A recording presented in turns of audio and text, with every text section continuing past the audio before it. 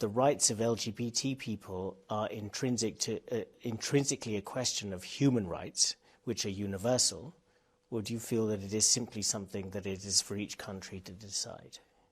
The Kenyan constitution is a 2010 constitution. In fact, it was celebrated as the most progressive constitution, providing especially the chapter on human rights. Welcome again to the episode of the WSXM podcast. As always, tell a friend to tell a friend. Once you like my content, just like, share, comment, and subscribe. It helps with the channel to grow and the algorithm as well to pick up this video and send it out to the masses. So here in this video, we're about to watch.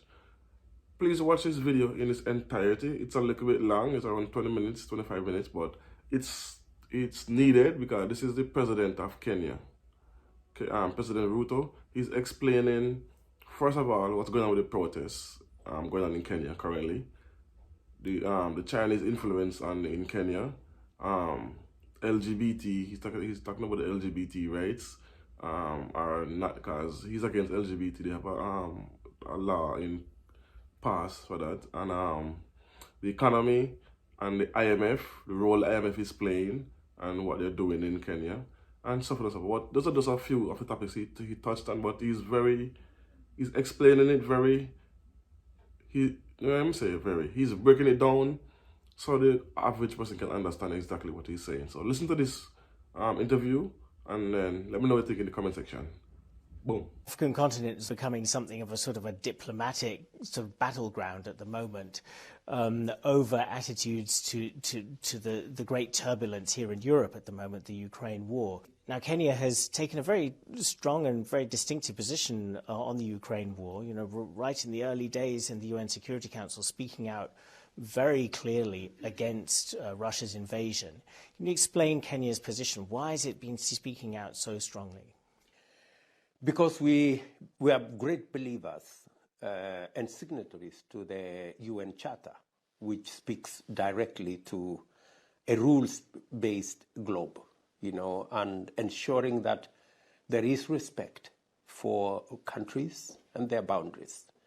Any violation of the UN Charter by anybody in whatever manner is a threat to violation of the same elsewhere, everywhere in the world. Maybe it is Germany, today it is Russia and Ukraine. You never know who it is tomorrow if we allow this to go on.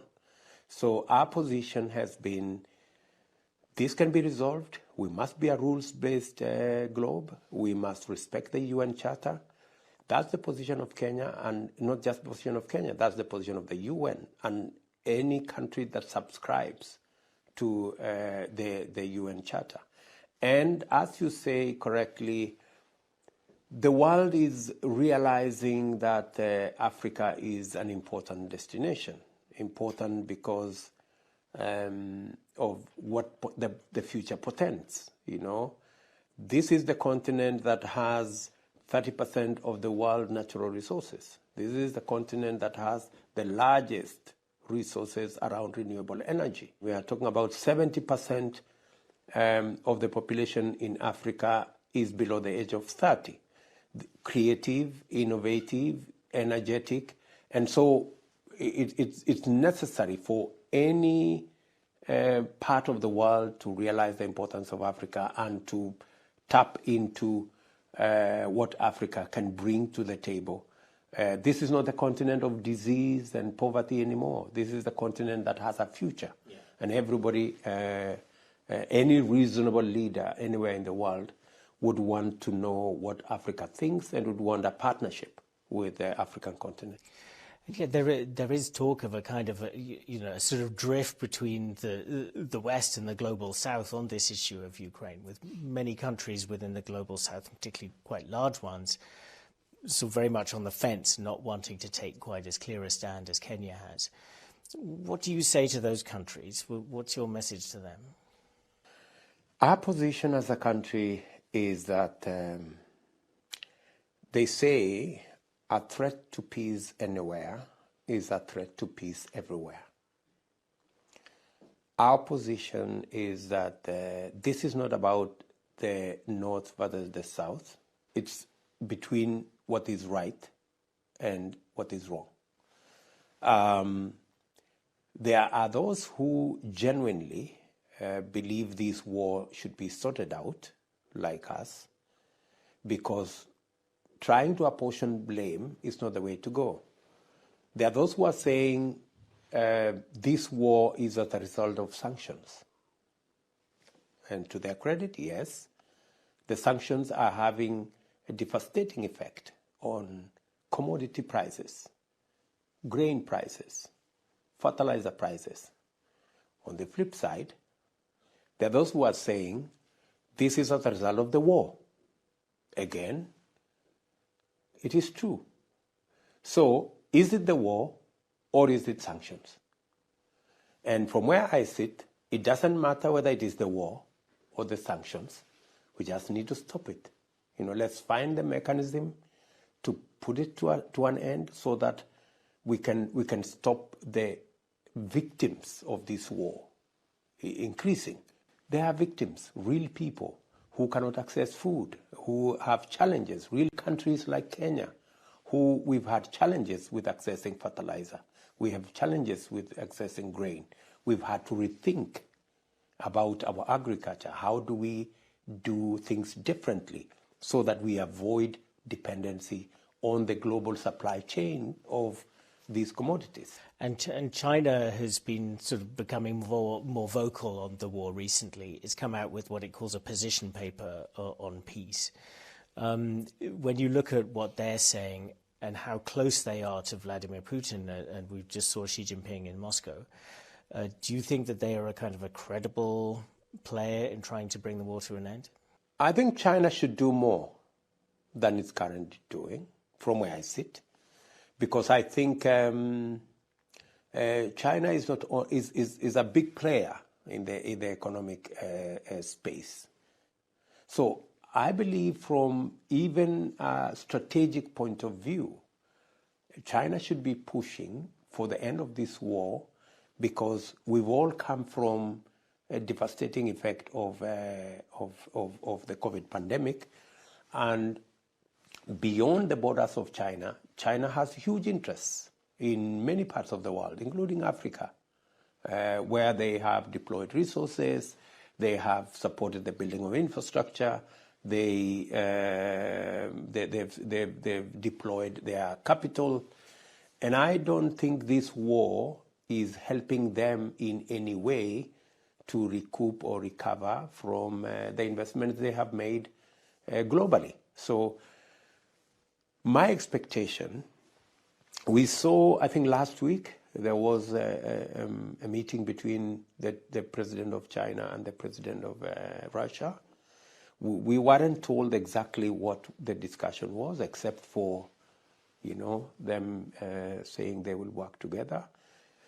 But I want to believe that at the center of the conversation was, where is this war going? Because it's not good for Russia. I don't think so. It's not good for China. It's good for nobody. So hopefully we should be able to see more of what China can do to leverage on its, friendship with the Kremlin and with Russia on how to bring this war to an end. And yet we've just seen Vladimir Putin saying that he wants to move nuclear weapons into Belarus. When you hear something like that, what do you think? It's really unfortunate because the rest of us were expecting a de-escalation. But it looks like a de-escalation is not happening anytime soon. And the threat of nuclear, deployment of nuclear in this whole space puts many lives, many people, and maybe the globe at risk, of a full-blown war that nobody knows who will be the next victim. And it speaks to the urgency of all players. And that's why, even this morning, part of the conversation I was having with President Schumega of this great republic of Germany was exactly on where is this war going and what is it that nations, signatories of the UN Charter, can do.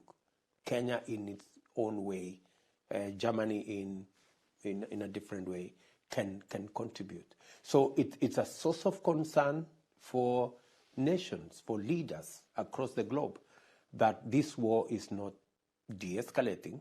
In fact, if anything, it's escalating. And I don't think we should continue to take this lightly. I think there is more that needs to be done so that we can stem the hazardous and possibly the existential threat of humanity that this war could possibly pose. Let's just step back maybe from the war for a moment and the even bigger picture. I mean, there's been criticism of the West vis-a-vis its kind of appeals to the global South over this war, that it is requesting kind of support from the global South after not putting enough money into fighting climate change, not showing sufficient solidarity over providing vaccines during the pandemic, for instance. Does the West need to look at itself and think more about solidarity being a two-way street?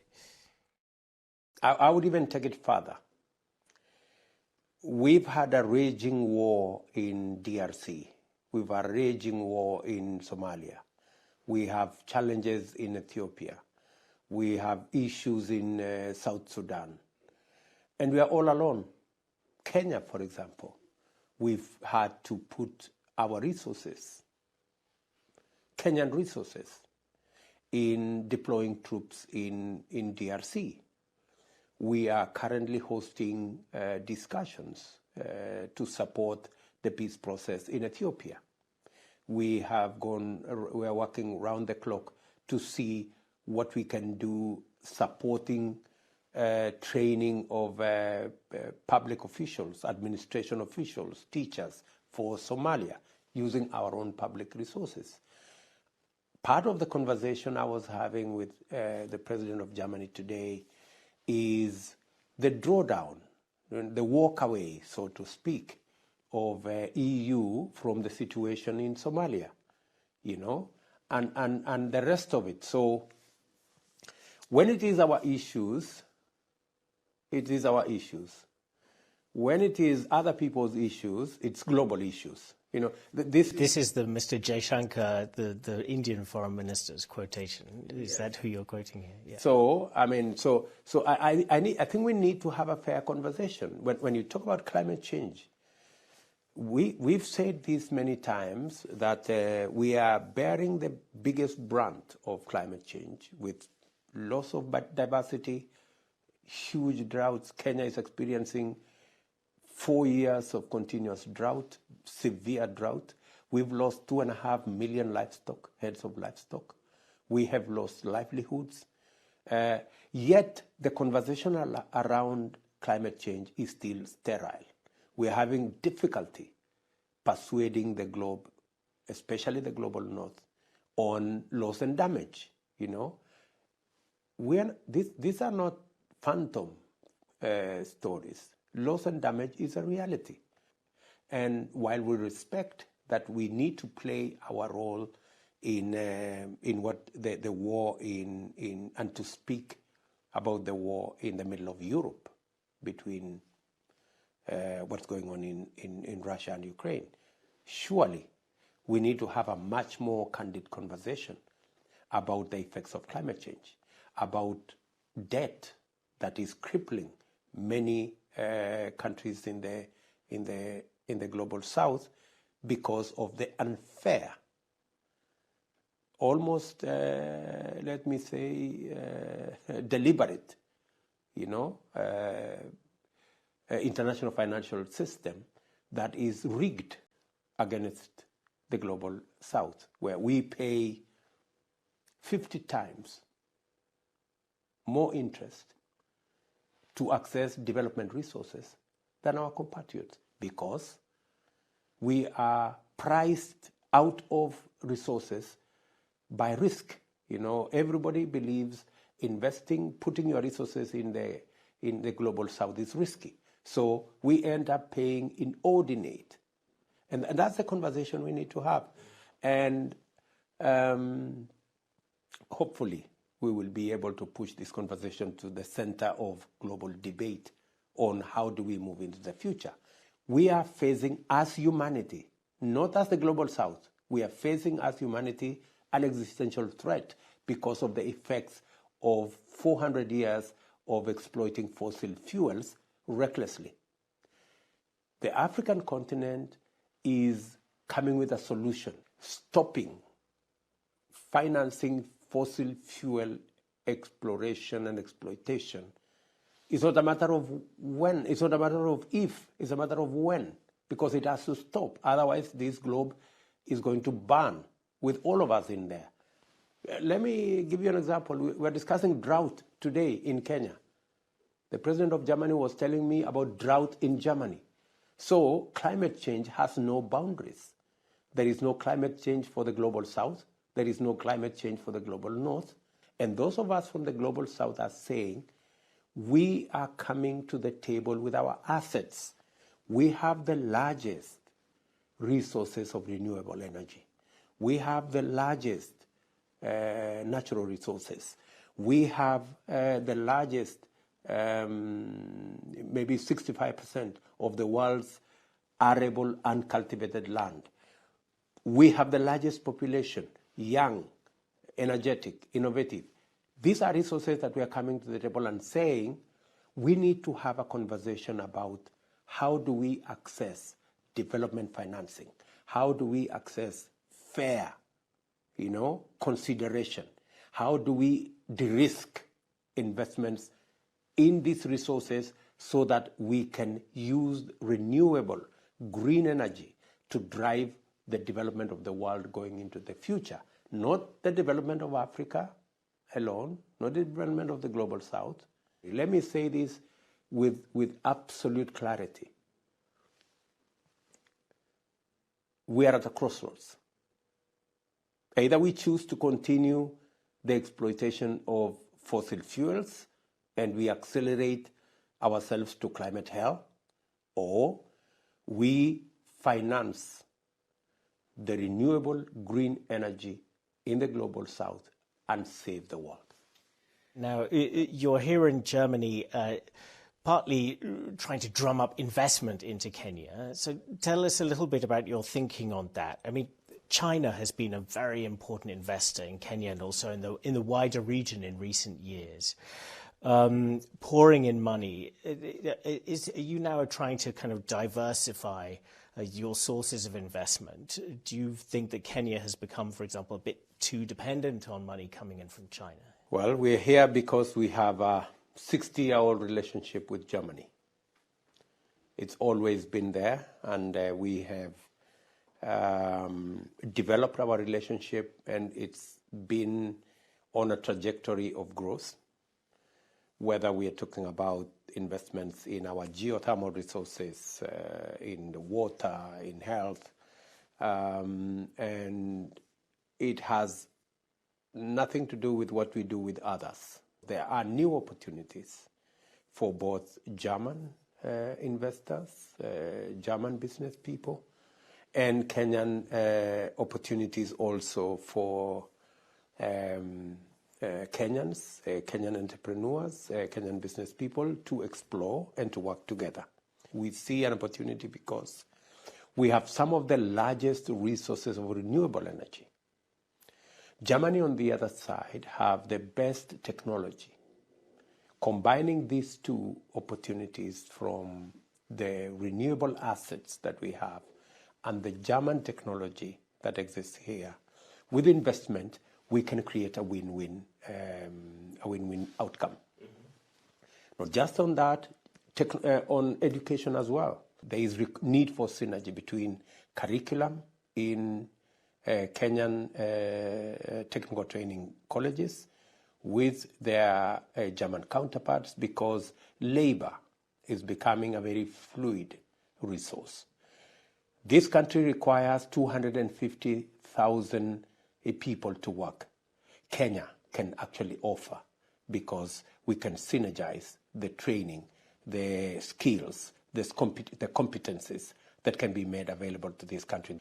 We are looking at opportunities for sustainable agriculture. You may want to know that Kenya is actually a tech hub in the continent.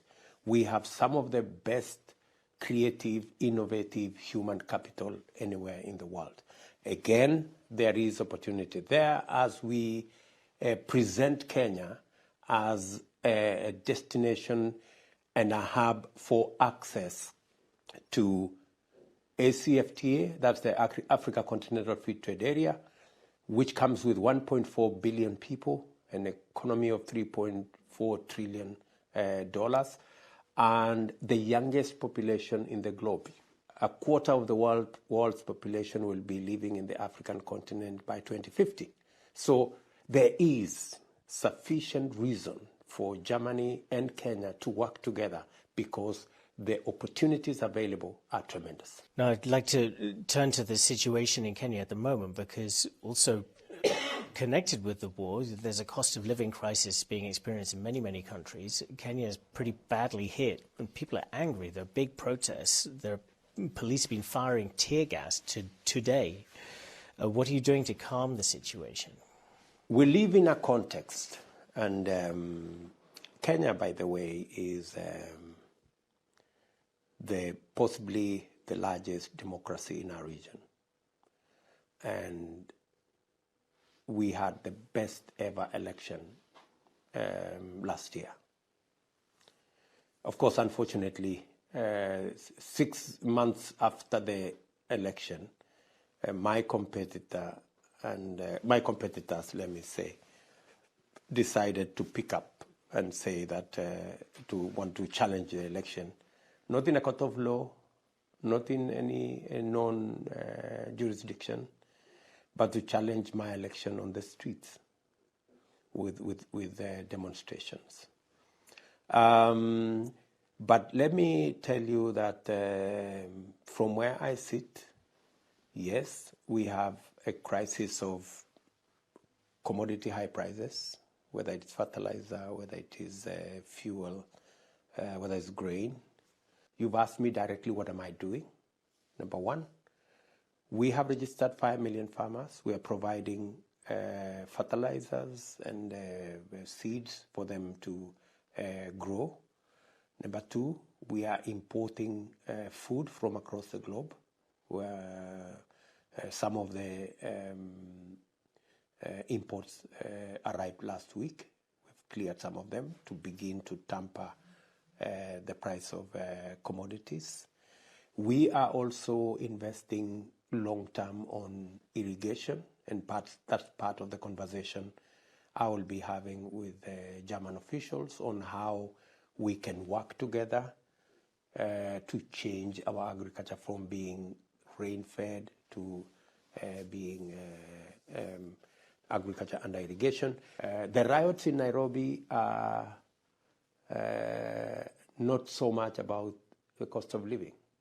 It is so much about some election results, which is actually a settled matter. But of course, because cost of living is a pregnant issue, is a emotive issue, our competitors are trying to take advantage of it. But I think the people of Kenya are a lot wiser.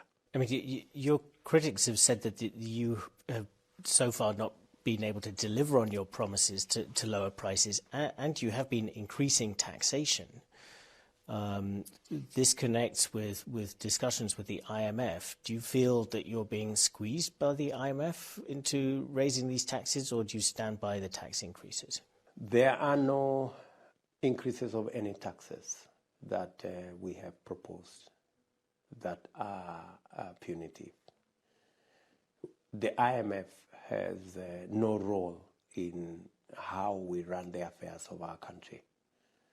We are in charge of the economy. Many people would say what you're saying, but let me give you 3-4 things. Number one, We have stabilized the economy. The economy was on a slide into debt. Everybody appreciates that we have stabilized the economy. We couldn't access the international financial markets when I took over. Today, we can access any international market because they have seen the kind of stability we have brought. And I'd just like to finish by touching on an issue that has been the source of some international controversy, the LGBT issue, which in East Africa, many East African countries, has been controversial. Just recently, the neighboring country of Uganda introduced very draconian legislation, which caused quite an outcry internationally. Do you have a feeling that Uganda has gone too far with its legislation? I am Kenyan, so I'm sure Ugandans can speak for themselves. I can only tell you about Kenya and what Kenya as a country and me as a leader, we've taken the position that the provisions of the Constitution as it is today, the provisions of the law as it is today, we allow other countries to do what they want to do. We cannot dictate to Germans or Americans or French or Ugandans on what they want to do. That's theirs to choose. For us as a country, we have taken a position, and that position is informed by our culture, our tradition, our constitution, and our laws. But those laws do date back to the colonial era in some cases. And, critics outside would say, well, LGBT rights are an intrinsic part of human rights, which are internationally recognized.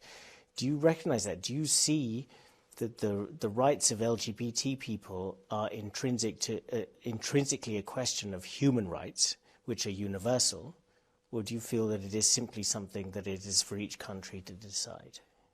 The Kenyan Constitution is a 2010 constitution.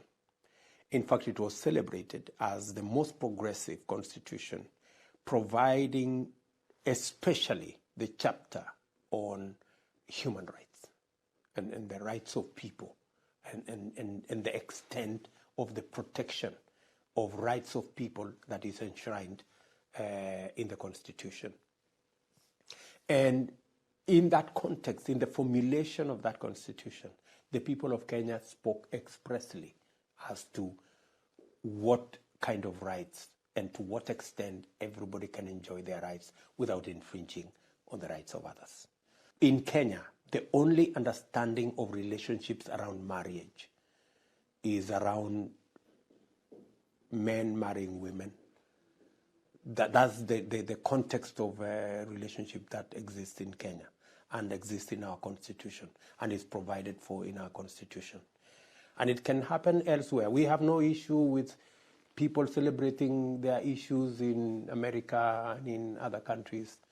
That is their choosing. Just very briefly, I mean, it was really just a blink of an eye also in Europe, in the United States, that marriage was only between a man and a woman as well. It's a very short time. Do you think that will never come in Kenya, or you think maybe it will just come but in a longer period of time? I cannot tell you. I cannot stretch my imagination that far. Maybe we can leave it here for now and see what happens in the future. So here, guys, you see everything that he spoke about. I don't really have much to say about on this right now. I just wanted you to see and hear from the president himself what's his